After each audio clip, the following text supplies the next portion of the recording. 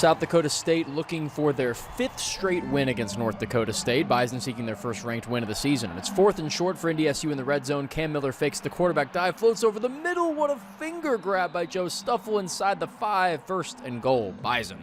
NDSU looks to put it in the end zone next. Miller again goes to pass. It's to Zach Mathis. Powers across the goal line for 6. Touchdown NDSU, but the extra point is blocked. Score stays at 6-zip. Now for SDSU to respond, Mark Ranowski hands off to Isaiah Davis, sprinting into the yellow and blue checkerboard end zone. Touchdown Jackrabbits. The extra point, they take a 7-6 lead. Both teams trade field goals, 10-9 SDSU lead. Gronowski back to pass, heaves it deep to Jaden Yonke, breaks past Jaden Price, streaks in for a 46-yard touchdown. 17-9 the score. It's ended up being 20-9 at the halftime break.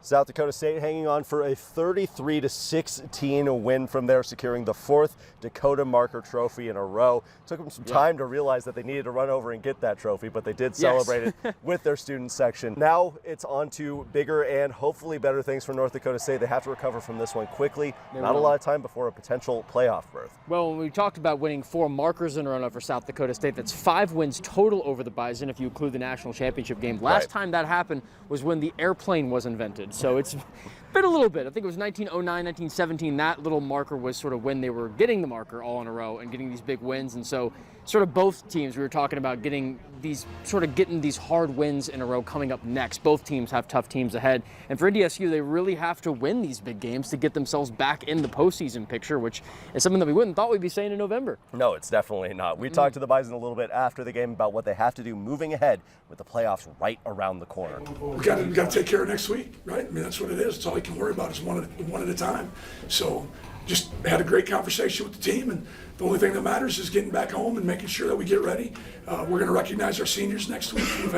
All of them have had a tremendous career at NDSU, and we want to make sure that we take care of business and let those guys go out winners in the Fargo Dome. Moving forward, we just need to continue to stay positive and motivate the young guys and motivate the guys in our locker room, not worry about the outside noise because it doesn't matter. All that we care about are the people in our locker room, and that's all that matters the last 2 games.